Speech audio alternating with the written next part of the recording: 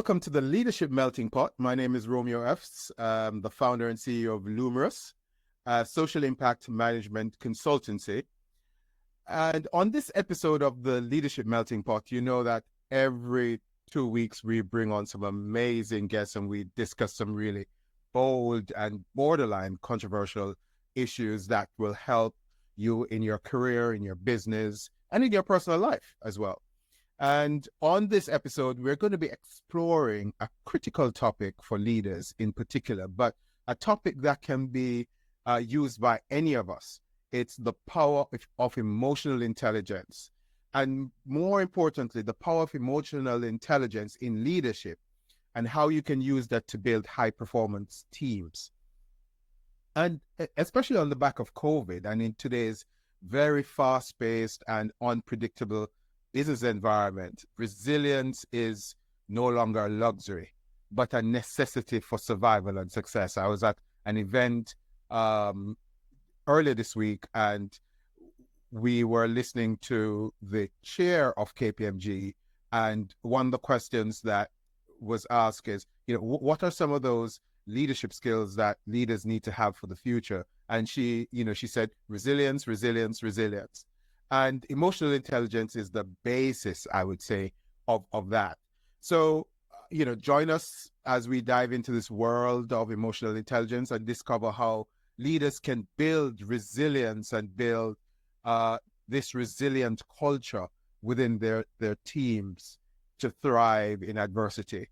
And, we'll be looking, as usual, and discussing the strategies for developing emotional intelligence, or otherwise called EI.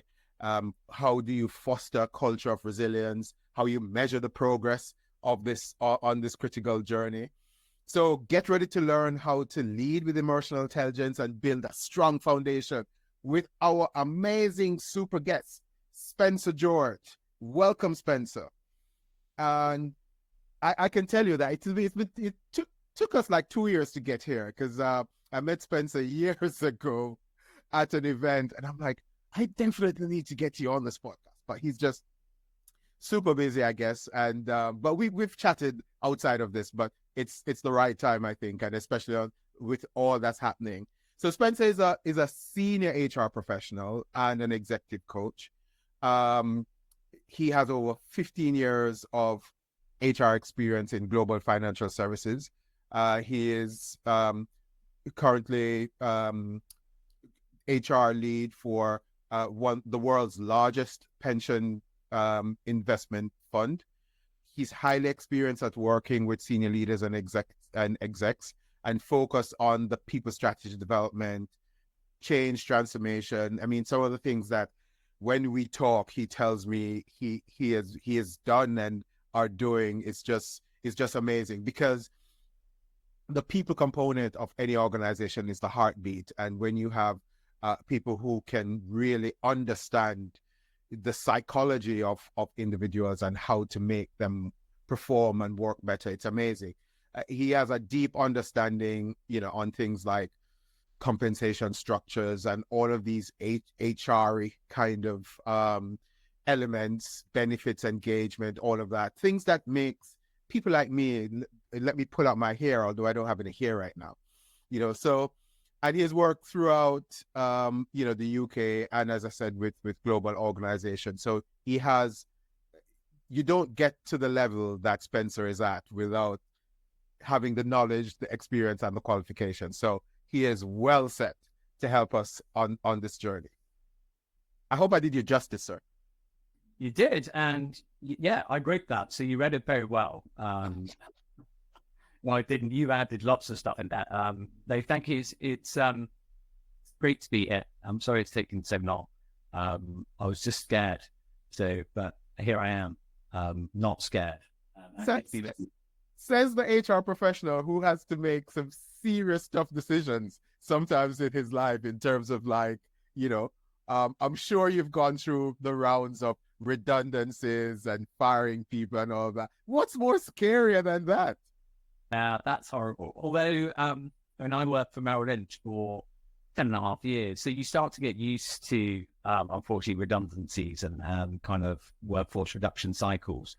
but it's never a nice thing. And actually having a good level of emotional intelligence is always very useful when you're put in those situations. I think the thing that you missed in the things that make me what I am today is luck. You often find yourself in the right place at the right time. If you've got good people around you that support you, they're the other things that take you to the level that you finally get to. And it's never something that you do on your own. It's always something that happens as a result of opportunities presenting themselves and people helping you along the way. And I've been really fortunate to have many great and emotionally intelligent leaders that I've learned from over that time. I mean, that's so important, because I'm now thinking that even though you might be in the right place at the right time, you have to have some level of awareness, some level of self-awareness, to be able to spot those opportunities, and then make a move or take an action or a step towards them. Wouldn't you say that's also important? Absolutely. Yeah. You've got to be aware enough of the situation and your capabilities to know when to take advantage of things. Because I think the successful people are the people that tend to see an opportunity, get the chance to be part of something, and then take it with both hands. But equally, I think great people are able to know when to pass on opportunities as well, right? Maybe because they're not ready. They're not ready for that stretch, or they've got too many other things going on in their lives. And one of the things that we might talk to during this session is kind of having your own sort of social and personal resources, yes, in order to be able to cope with life.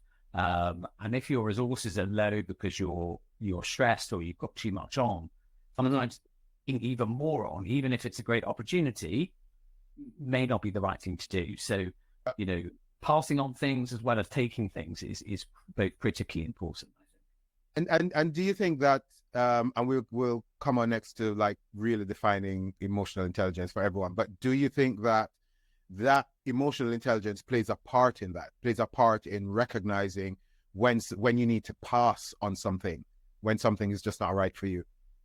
Absolutely. I mean, I'm delighted that this is the subject that we were talking about, because certainly in recent years, I've really come to value the importance of EQ, EI, emotional literacy, whatever we might end up calling it.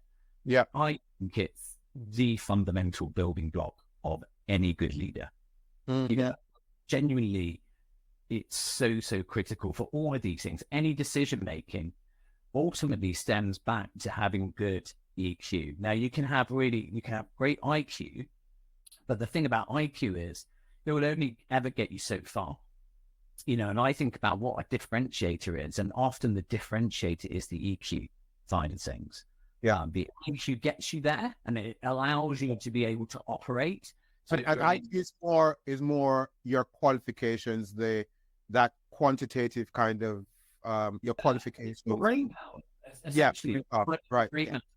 It's I want to become an engineer. Do I have the IQ to have the right level of maths and physics or whatever it might be to do it? Right. Yeah. So, and an engineer's IQ, let's say it's 150, 120, right? You might get some engineers that are 130 and some that are 110, but generally they're in that area.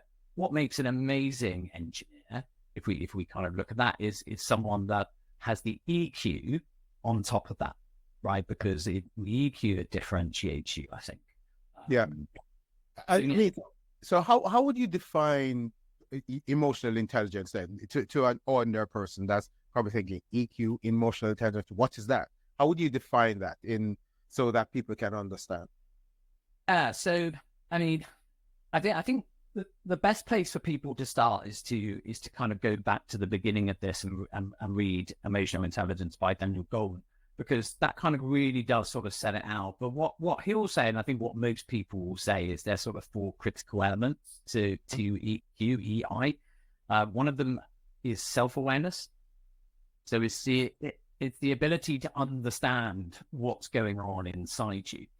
And when I say what's going on inside you, I tend to think it's more about your emotions and your mood, and the two sort of critical things for me for self-awareness.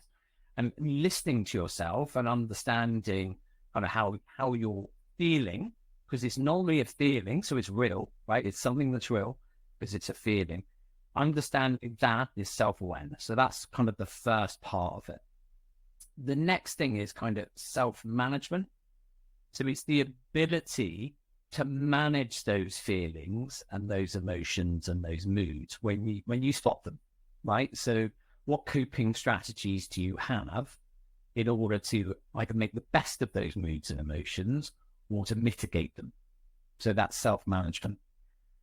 Then you've got something called social awareness, which other people might call empathy, right? So your ability to kind of sense and understand the mood or the emotion in the room, in those around them, and also to be able to be empathetic towards them, to understand them.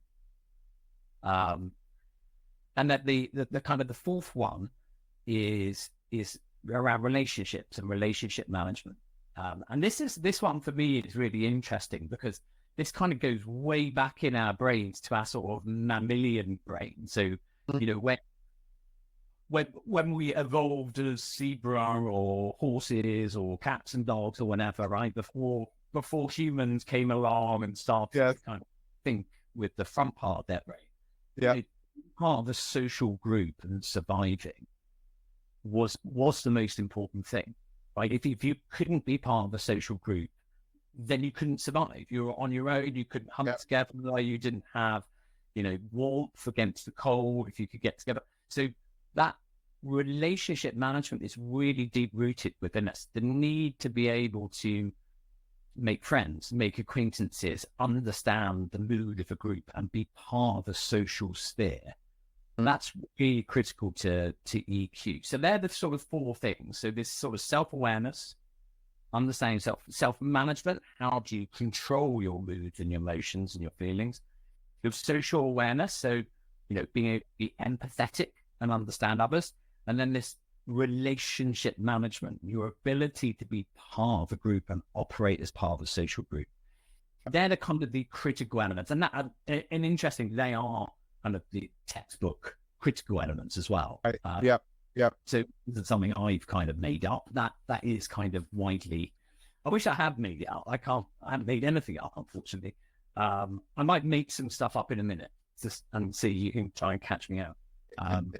But I think that's really very helpful because whenever I think of EQ, I've always just thought about it from the standpoint of self-awareness, like being aware of your emotions and your feelings and what is that saying. All these other three components, I really didn't think. I knew they were important, but I didn't think that they were part of the whole EQ ecosystem.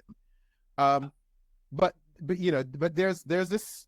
Sometimes you hear people say, "Oh, you're not your thoughts or you are not your feelings," and I struggle with that because I'm like, but this is how I'm feeling right now. I'm really pissed at this person. So should I think that I'm sorry. Pardon? What did I do? Oh, you haven't with me. You mean no. I don't mean you. I don't mean you. Or I'm really loving this person, and you get that butterfly feeling, like is that really not me? So how do you kind of discern this feeling and this emotion to be aware of it and accepting that this is really an emotion and a feeling or a mood? Yeah, and look, the first thing about this is self-awareness comes first in my mind for a reason. Because if you don't understand yourself, you're never going to understand anybody else. Like that's, and we did some great work. Ontario Teachers, where I work, the pension plan where I work, where we got leaders together, and instead of doing sort of mental health awareness training like in a traditional sense, we did emotional and mood training with them, and it focused on them. rather than focusing on everyone else. And the idea being, if you understand yourself, then you've got a much better chance of understanding your team and those around. If you can help yourself, you can help them. So, and that's quite powerful. So self-awareness is number one for a reason.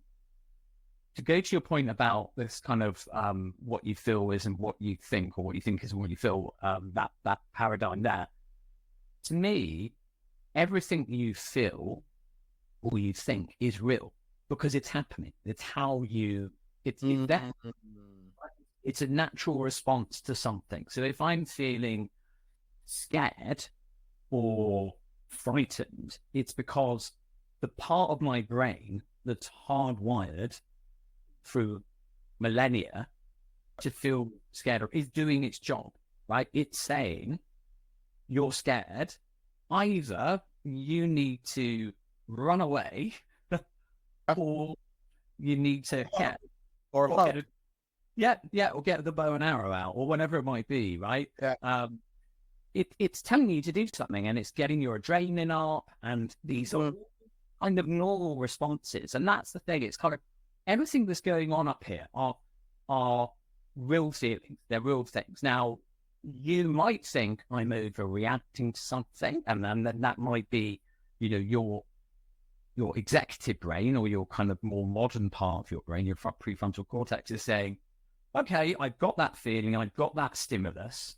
Is it real? Do I need to be this worried? What do I do to cope? Maybe if I take a deep breath and I go and stand in the corner and I just compose myself, my adrenaline will go down, and therefore I can think more clearly, right? So, this kind of concept of the modern brain is kind of working with the part of the brain that is telling you to be scared. All of these things are real. They're actually happening, right? So when you feel love or anger or frustration or anxiety or kind of lonely or whatever it might be, they're all real things. The point that differentiates people is when they can understand when it's happening to themselves, comprehend it, and do something about it. Yes. And that's where the self-management component comes in. Like, one of the things with me is that sometimes when I get, I do my best writing when I'm angry. But sometimes that comes across in such a very legalistic, very kind of curt way, in a very professional manner, that the reader, it can really get their back up. So what I tend to do is, if, for example, I get an email and it really tickles me, or it gives me this emotional kind of, this person is just so annoying, I never respond. I've learned never to respond to the email immediately. I let it sit, no matter how urgent it is. I let it sit for a few hours or minutes or whatever, take my mind off, and usually I calm down, and then my response is a lot more tailored, a lot more considerate, a lot more, a lot more, not just positive, but the outcomes are usually much better than when I respond kind of angrily. How do you see, how does emotional intelligence impact? I can see this, but for our listeners, how does it impact team dynamics and performance? Because I can see that if as a leader you kind of get this right, it's just like your team is flying. So, I mean, going back to the concept of, if you understand yourself, you can regulate and you can manage, you can help your team. That's really the fundamentals of it. And I'll explain it in a way that kind of thinks about kind of resources and energy. So this is kind of how EQ can help itself. So if you've had a bad night's sleep, for example, we know that sleep is critical for so many different biological functions that are going on in your body and in your brain. And if it's not good sleep, then that can affect how your day goes and how you feel. So if you're about to have a very difficult conversation, perhaps with someone in your team that gets you anxious or frustrated or angry because you have this type of relationship. If you just had a really bad night's sleep and you're running on empty, you're kind of drinking the coffee just to stay awake and you feel really down, all of those things are going to mean that you're not going to perform well in that meeting. It also means that because your body is not able to kind of resource itself properly, it means that a lot of the things that are going to happen at the meeting might be amplified because of the way you're feeling. Right. So that individual is normally the type of individual that really tests you, that pushes your buttons. If you're not at your best, that's not the right time to have that meeting. The right time to have that meeting is when you're feeling at your best, right? So you can respond positively to things that normally might make you feel angry, frustrated, threatened, right? All of those things, which will induce a response, or elicit a response from you. And you don't want your response to be angry or frustrated or whatever, because that will be worse. So that's just a really good example, I think, for me, of how being aware of how you're feeling, how your mood is, and all the rest of it can affect kind of your day and the choices that you might make. Like, if you're feeling you've had a great night's sleep, everything feels really good, you had a good healthy breakfast, you've done some exercise, the sun is out, you're feeling really good, that might be a brilliant time to get the team together and talk to them about your vision to the team and the strategy, because you're actually going to be feeling really up and really motivated and energized. So that's kind of the other side of it as well, is that. And I think your example of, if you get an email and it kind of makes you frustrated and then you kind of, take time to not respond, that's a great strategy for your team, right? Because, allowing your executive brain, let's call it that, the kind of the modern part of the brain that does all of your kind of critical thinking, allowing that to have a chance to work out what's going on in the part of your brain that's making you angry, right? That kind of, oh, I hate it. Allowing yourself the space and time to step back and kind of think through it, think about the scenario. If I send this type of email, what am I going to get back? If I get that back, then where do I go? That's a really good strategy, right? And emotionally intelligent and emotionally literate leaders are able to take the time to process this stuff. But yeah. Sorry, go ahead. Now, as I say, normally when you see someone that hasn't got high EQ or EI, they normally react to things very quickly, right? That's one of the kind of the traits of someone that is quite low in that, right? They might be very high in IQ, so they know the solution, they're going to just go for it and they'll react. But they may not think about the consequences of the reaction. It's just in their brain, this is the right thing to do. It's very linear. It's very black and white. Let's go and do it. And that becomes an issue. But what is, so yeah, I can see that. But what if, for example, you're a leader, right? And you keep saying to your team that, this is what needs to happen. And everybody agrees with it, sees the rationale, you're using your best EQ to make sure that they're on the same page. And, you say it once, you say it twice, 3 times, and it's still not happening. And then you kind of blow it out of frustration. Would you say that person lacks emotional intelligence? But then once the person blows it and it then starts happening, like, would you say that person lacks emotional intelligence?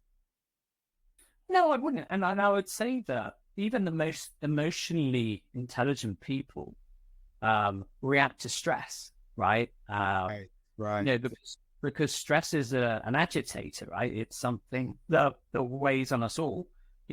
People who are high in EQ are able to kind of better deal with stress, but sometimes it will get the better of everybody. And also, being high in EQ doesn't mean that you spend your life floating around and being kind to everybody, and like Buddha or a monk, you know. well, Buddha, right? And sometimes people just need to be told, right? You know, emotional intelligence is also the ability to cut through, right? Right. And be able to be very clear and very transparent with people. But the likelihood is that if you're emotionally intelligent, you would have thought about the consequences of that, right? I will know that if I have a conversation with you, Romeo, that says, Romeo, you are doing this properly, and if you continue to not doing it properly, we're going to have an issue. And that issue could mean that we need to put you through a performance improvement plan. Now, that's going to make you feel terrible, right? I mean, I know it's going to make you feel bad, but I'm saying it because I'm hoping that it's going to make you better, right? So then I need make you more aware, right? Yeah. That self-awareness bit, right? Yeah. But you might follow up with, you know, but I'm here to help you to do that, and I want you to succeed. So the emotionally intelligent leader will make sure that the individual potentially knows that they're not on their own and they're not about to get fired. If that's the case, right? They'll say, I know this is difficult. I know you're going through a lot at home or whatever. We do need to change this performance, and I want to help you do that. So it's a difficult message, but it's wrapped up in a way that shows empathy towards you, right? I also that's where that relationship management piece you spoke about comes into play. I see. Yeah, because otherwise you're just casting the herd out the whole time, right? When actually together, and if you're building a high performing team, you will have individuals in the team that are languishing, that aren't where you need them to be. So a high performing team captain, manager, coach, or whatever is constantly trying to make sure that the people that aren't performing to where they need to be are able to perform, you know, and pulling them up to where everybody else is. But the reality is, everybody isn't going to be a superstar. Yes, yes. Not. So that's the other kind of element to it, is that it's fine to be direct if you're emotionally intelligent. In fact, that is emotional intelligence. Yeah. Okay. I can definitely see it. How can leaders assess their current level of emotional intelligence? Is there like a, you know, some kind of a test, or, you know, like when you go and you measure your blood pressure, is there like a machine that you can use to measure that? Yeah, you plug them into the EQ machine, and you know it's like a readout. You find them in that. Oh, you ever see those movies where the guys have a lot of things on their head with wires coming out? Is that what they use to measure EQ? Right? Yeah, they're all made up of old calendars that you use to wash salad. And that's how you do it. So, yeah. Next question. Where can I find one of those machines? Like, I've got one. Yeah, I've got one. I'll send it to you. It's fine. It's got blue tack on it. No, you can't. I mean, if you go to Google and you put in EQ test, you know, you'll come up with all sorts of, you know, tests and things that will measure it. And normally, the higher the score, the better. So you can go and measure it if you want. I mean, I'm not sure I'm a massive fan of kind of labeling your EQ, right? I think it's helpful, but for me, you know, EQ should be about, you probably got quite high EQ if you have a good circle of friends, and at work you're followed or you're liked, or you're kind of, you know, someone that people might go to or confide in, because you give good advice and you're sage and you're thoughtful. And that sort of stuff. So you can probably measure it from your social interactions and where you are, just as easily as answering 50 questions and then getting a score, which is an easy way to do it. The good thing that people say about EQ is it is learnable and it's developable, so you can get better at it. You know, if you how do you do that? How do you do that as an individual, as a person? How do you develop emotional intelligence or learn it? What are some of the things you... One way is to do what we did at Ontario Teachers, which is to, get your leaders together and talk to them about how their brain works and how their moods are and how their emotions are, and, train them that way.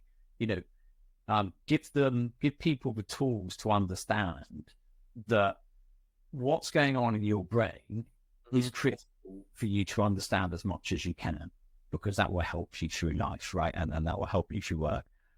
You can also do role plays with people, right? So role playing is a really great way of kind of increasing that EQ muscle, because you can have certain scenarios where, someone might come to you with a difficult ask, and then you as the leader have to respond to that. It might be that the role player will say, I can't work with you anymore. You're a terrible manager. I don't like you, and you were horrible to my cat. How do you respond to that? Okay, well, I don't like my cats either. So let's put that to bed. But why don't you like, you can kind of, asking more open questions, rather than closed questions, being open-minded about things, trying to see things from a different point of view, putting yourself in other people's shoes. I don't understand why they're saying that, but let me try and think why they might be saying that. What was it I did, or what was it someone else did? So the way that you critically evaluate your own performance and other people's performance, is something that people just don't do. Like, people are very good at training themselves on how to get better at spreadsheeting, or how to get a faster entry, or whatever it might be. They're not very good at reflecting on and thinking about how they could have better interactions with people. Yeah. I mean, what the reflecting is really good. I mean, one of the things that, and I've never really thought about this. I'm learning a lot from this EQ thing where my leadership is concerned. But something you mentioned there is, one of the things I try to do with my team is we always say to them, look, we never fail, we learn. And so it's always just thinking about what can we do better next time, right? Instead of trying to just concentrate on, oh, we did this wrong. What can we do better next time, right? So how can organizations invest in their employees' emotional intelligence? You spoke about would training be one of those things? I would say training and awareness education is probably the key thing, because if you're the type of organization that values training people in mood, emotion, whatever it might be, you're probably the type of organization that has a culture that is able to accept it. Right? If you're thinking about how do I get my leaders and my people better at thinking about how they're feeling and how they react to stuff, you're probably the type of organization that's already on the road to having a great culture. And this is why I sort of go back to where I work currently at Ontario Teachers, which probably one of our main selling points for any individual wanting to join us or people that are with us currently is just a great culture. And I'm saying great is a weird word, but it's inclusive and it's thoughtful and it's supportive. But yeah, it's also competitive and, it thrives in excellence. So it's got this great culture, and that means that we were able to say, I want to invest in leadership. So what does leadership mean? Now, there's lots of different types of ways you can invest in leadership. You can do executive coaching. You can do any number of Myers-Briggs and Success Finder we use and other bits and pieces to get people to understand their personality traits and where they are. What we decided to do was to kind of think about the broad term of psychological safety. How do people feel safe in their jobs? How do they get the most out of it? How do they feel supported? And how do we bring out the best in people? And I think we do that by having people that feel that they're safe, they're able to experiment. As you say, learn from your mistakes, don't have fear of failure, and all the rest of it. And all of that, when you unpack it all and you take it back to its barest forms, it's about having leaders that are aware of who they are, Yeah. how they perform, and how they show up. Right? Because once you've got that, it's much easier to see it in everybody else. It opens your eyes in ways that other things don't. It also is unbelievably helpful for things like mental health awareness, right? And being aware that at the core of this EQ is an understanding that we all go through some kind of mental health, either on a daily basis or on a monthly, weekly basis, annual. So we're either, and there's like sort of like a continuum, a curve. We're either languishing, so we're over on the left-hand side of the continuum, which means we've got poor mental health, not mental illness, which is different in my mind. Mental health, right? We're either feeling anxious, or we're feeling down, we're feeling lonely, we're feeling depressed, whatever it might be. We're feeling stressed. Or we're flourishing, so we're at the other end of that spectrum. So we're on the right-hand side, and everything's going well, and we're feeling really good, and it's all brilliant. But most of the time, we're somewhere in the middle, right? And for some, you never know where you're going to be on that from one day to the next, right? Yes. And it's okay to be somewhere. But once you start realizing that as a leader, you can look around your team. And if you're really good at it and you get better at it, you can start to see where people are on it. And right, if you're languishing and you're feeling terrible and you're under stress and all the rest of it, as a leader, you don't want to make that worse. If you want them to perform, you want to try and help them get better. So what can you do as a leader to kind of pull them back into stasis, into a place where their body is feeling good and their mind is feeling good? So that for us teachers was critical, right? It was something that we hadn't really done before. When you sort of boil it down, you soon realize, well, for me anyway, that the absolute building block of leadership development is movement emotion. It's EQ. That is the cornerstone. I can see where, because we, I mean, when you spoke about that spectrum, of whether or not you are flourishing or you're in the doldrum, I move along that spectrum like rapidly day in, day out. So I do get that. But I used to do a lot of work in the diversity and inclusion space, and as you spoke, I'm just here thinking that all the leaders who got the whole notion around diversity and inclusion were leaders who I could see now are very emotionally, they have very high emotional intelligence, because they're able to spot. And when I'm talking about diversity, I'm not talking about diversity in terms of, like gender or sexuality, or I'm just talking about diversity in terms of different individuals that make up a team, that drives the team dynamics. Yeah. And if you are able to spot, that, this person is in this mood, and what you need to bring them back and understand why they're there and have those conversations, you will have a much better performing team. You gain the respect of the members. I mean, do you think that emotional intelligence plays a role in things like diversity and inclusion in the workplace? Hugely. And the one thing to kind of, I guess, really drill on this is, depending on who you are, your background, your diversity, if you like, you will have a different outlook on life, right? You'll have a different EQ, if you like, right? Things will affect you in a different way. Yes. Your upbringing, maybe if you're thinking about sort of from a socioeconomic perspective, or gender, you will definitely have different ways of thinking. So the more you have in a team, the better, right? Because everybody's thinking in a slightly different way. Right. But then it makes it even more critical that the leader is able to tap into their own resources of EQ to work that out. Because obviously, if everybody was the same, it'd be really easy, wouldn't it? Right? You know that everybody would react to something in the same way. That would make life really easy, but people don't, and nor should they.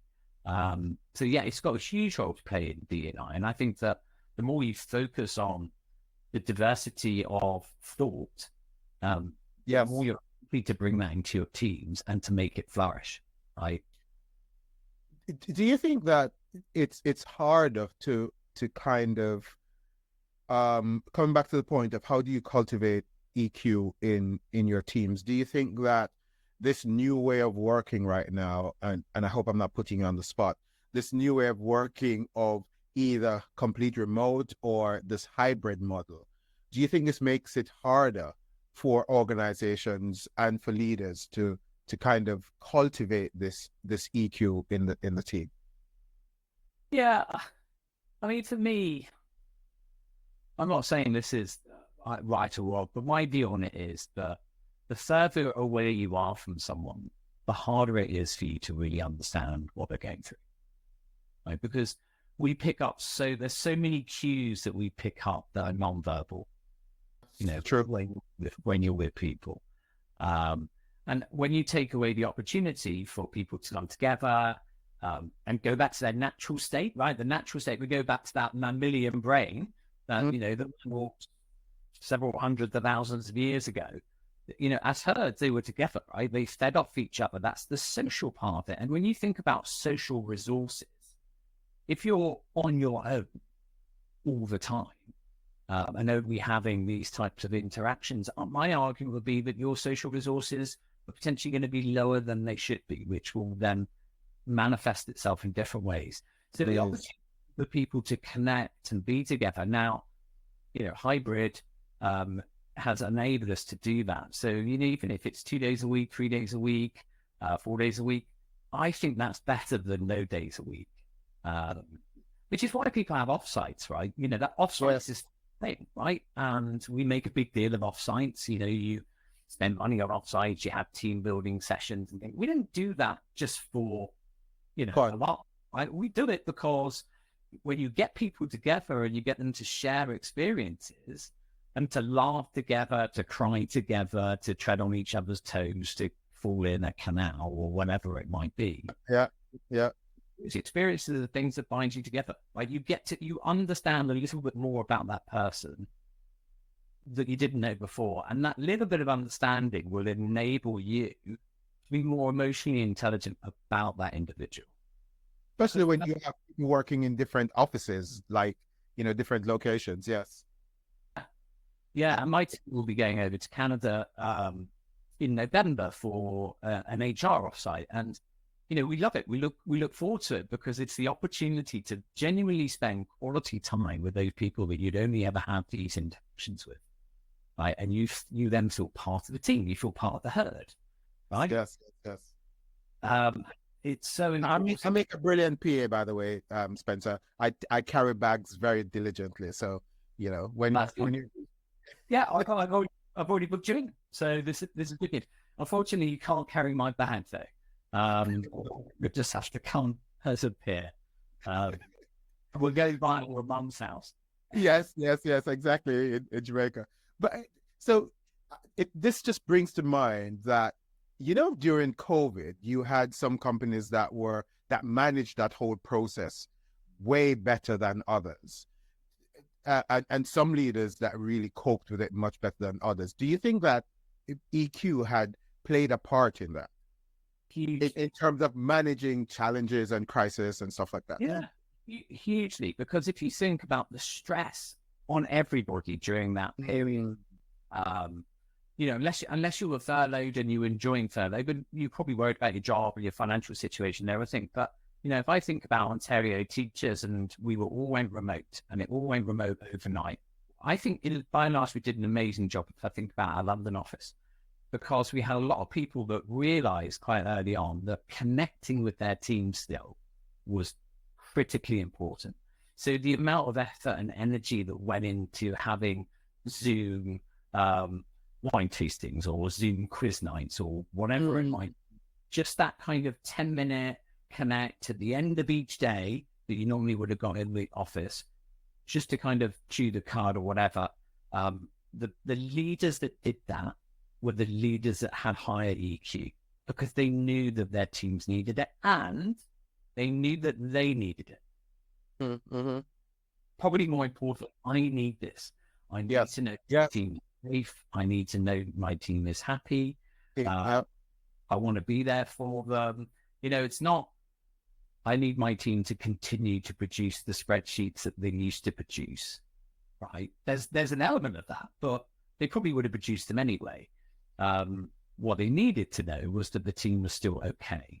And that's important. So COVID, I think, tested people in so many different ways. And the leaders and the individuals with high EQ, they were the ones that were really driving connections during that time. So we spoke about, individual leaders and how they can measure their level of EQ, but as an organization, how do organizations track their progress to see whether or not they're building emotionally intelligent teams? What are some of the things that they do? Yeah, I mean, it's such a difficult. It's where like a staff survey comes in, which is something I hated when I was in corporate, but yeah. Yeah, I mean, look, engagement surveys do help, right? Because if you use them as a barometer for how people are feeling, I think you can get something from that. I think actually there's some cool things out there. We don't necessarily use them at Ontario Teachers yet, but there's some, I think Champion Health do an app which you can get all of your health bits and pieces in it. It tracks your kind of your exercise and everything like that, but it also plugs into your work, medical insurance, some bits and pieces. But it also, they do happiness surveys effectively, is kind of how I would look at it. And what it's doing is it's kind of looking at the mental and physical state of your people, and you can get data from it. And I think that's also quite an exciting thing, because it isn't just an engagement score. It's really going into, well, if your people are physically active and they're healthy and all the rest of it, that probably means that their resources are being replenished. And we know from biology that if you're good on resources, you get the right sleep, and you're eating well, and you're not going to the doctors a lot and all the rest of it, and you're more likely to have a good mental state.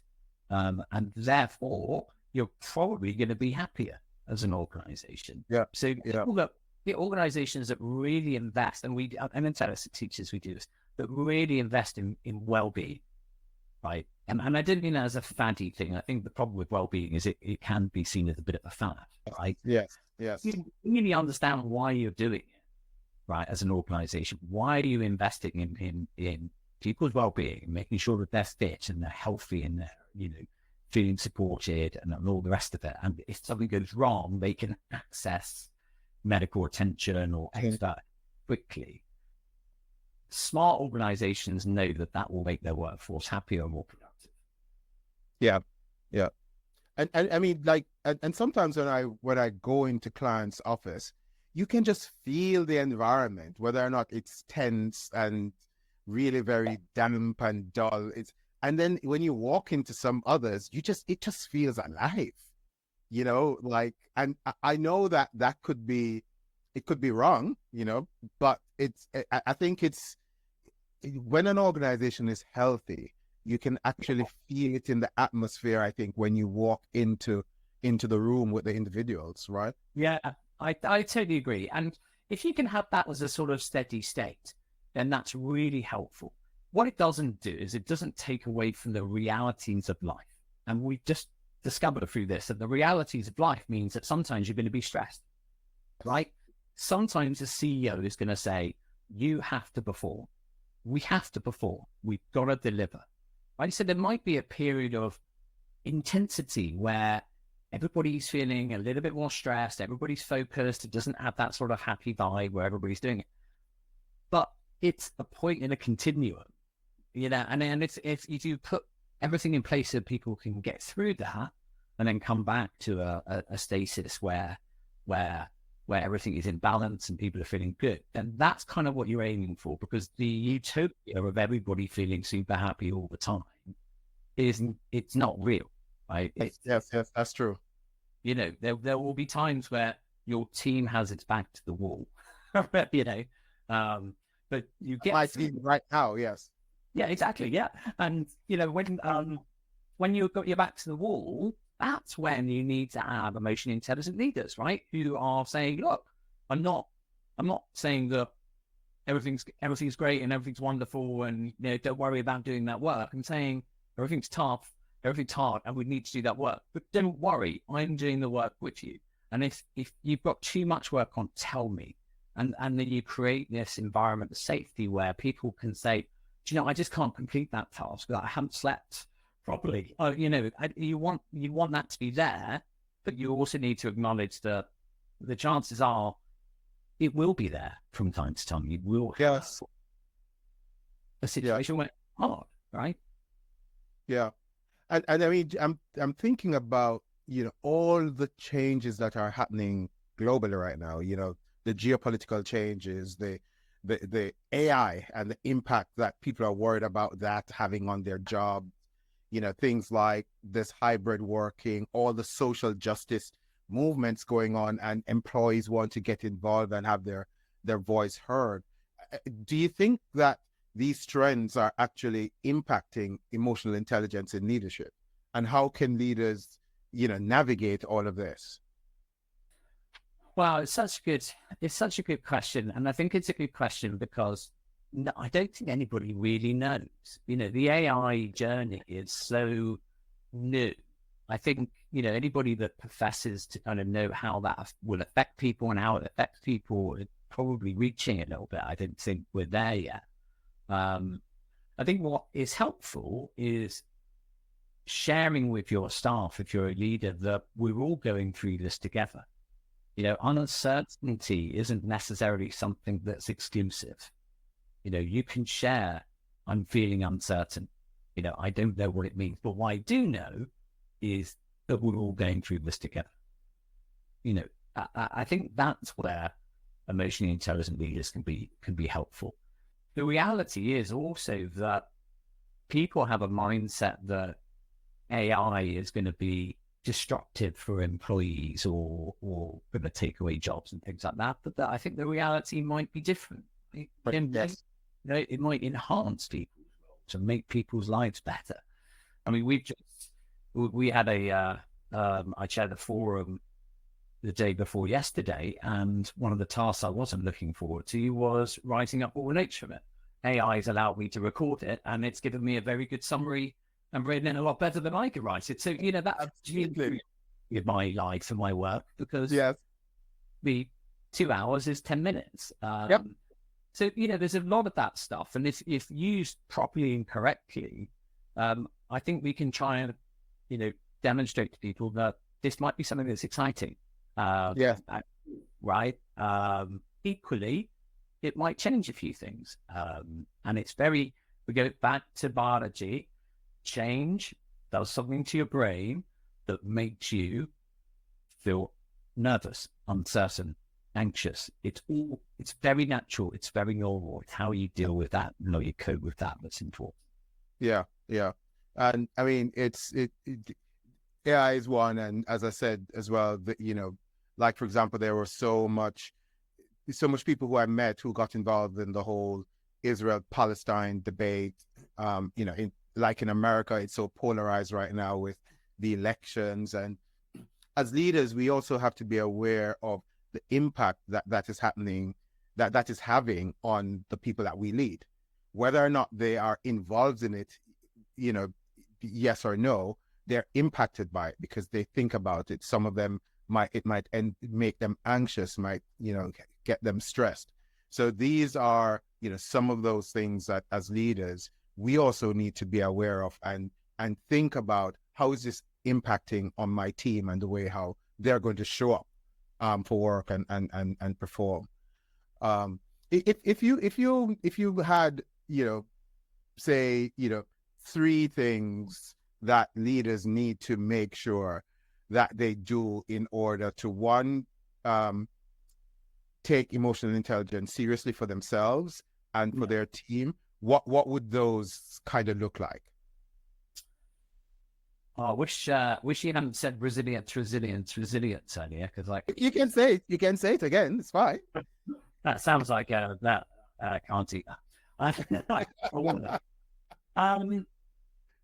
Look, I think self-awareness is so important. I really think that spending time to think about how you're feeling, recognizing your emotions and your moods, I think is so, so important. And I've seen even the most hardened leaders who have gone through this program, change a bit as a result of thinking about how they feel about stuff and then applying that to how others might feel. Yeah.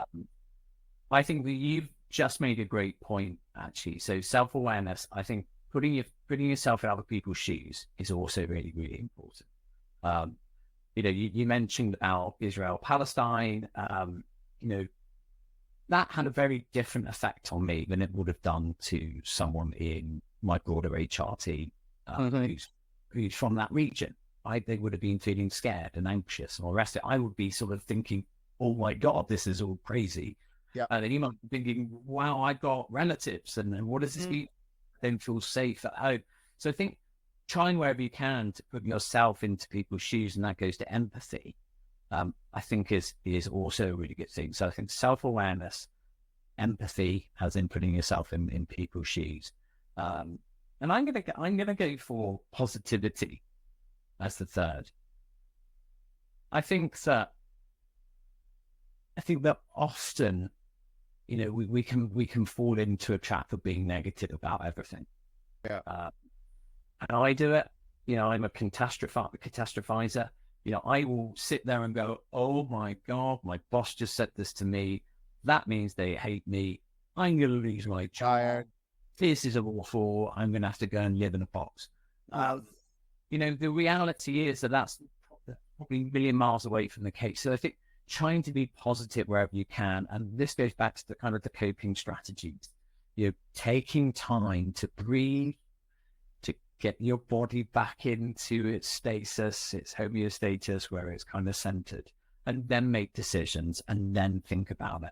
I think that's so important. And one other thing that I'll say on that is the importance of everybody feeling like they can talk and confide in people.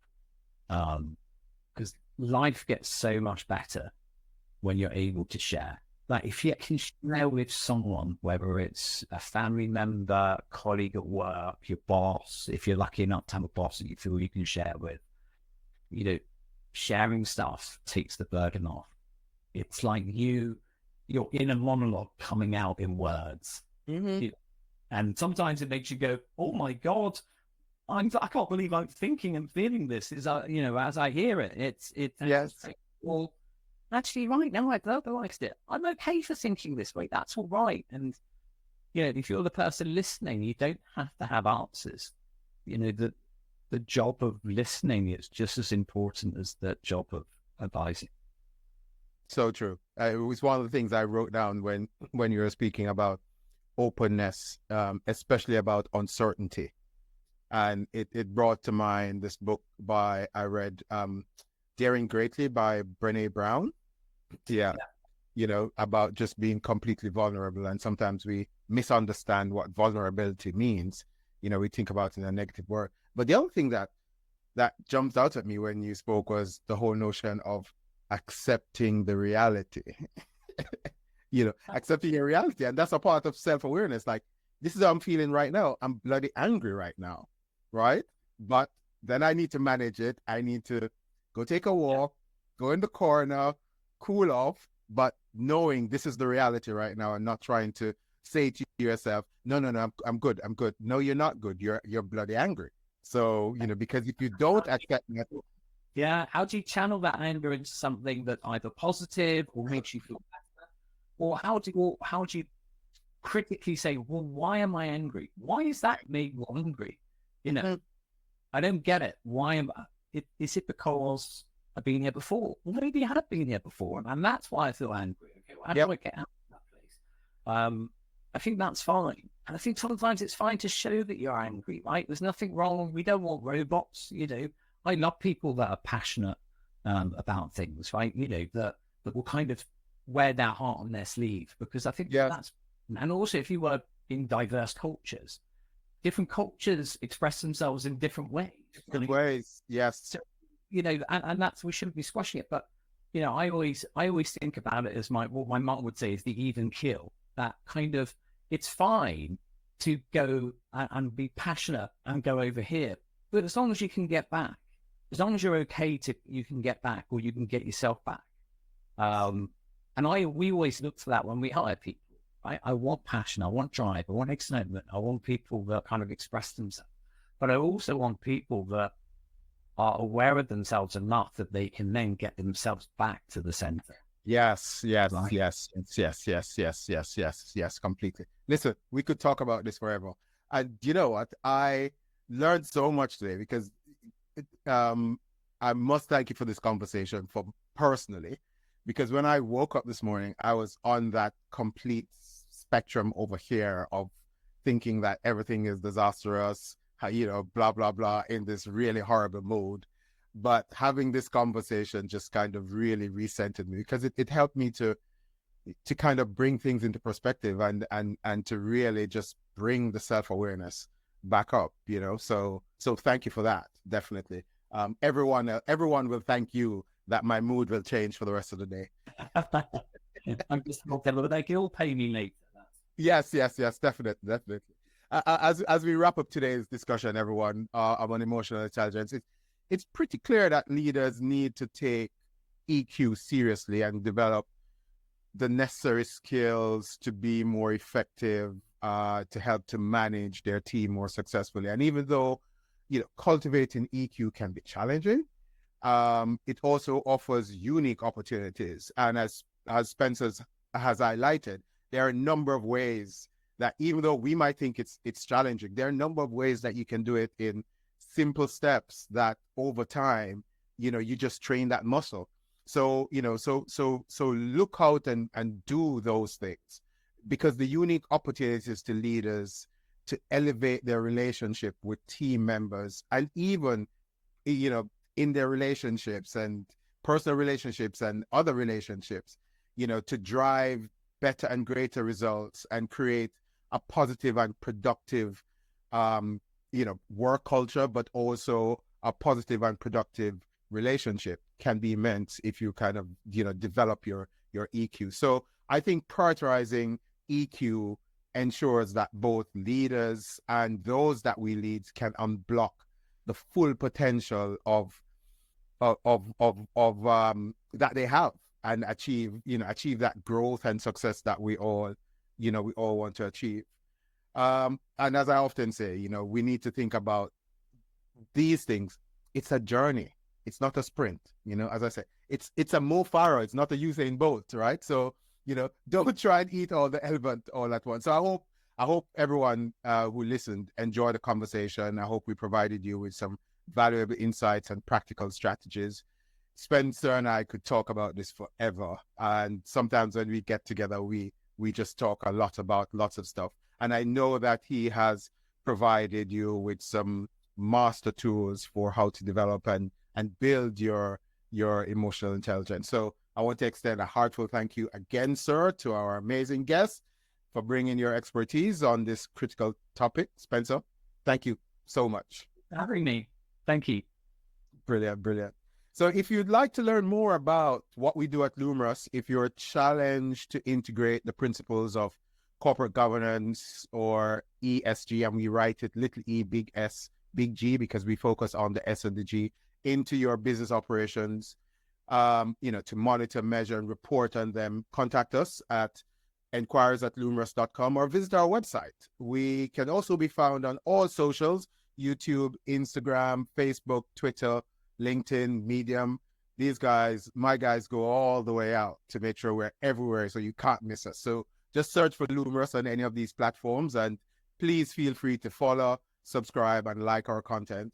And also feel free to send us comments on this episode. If there are things that you like that Spencer spoke about, if you would like to learn some more around this, let me know, and we can always pop a question. And I'm pretty sure, I know he's busy, but he will always find some time to send a quick answer to it.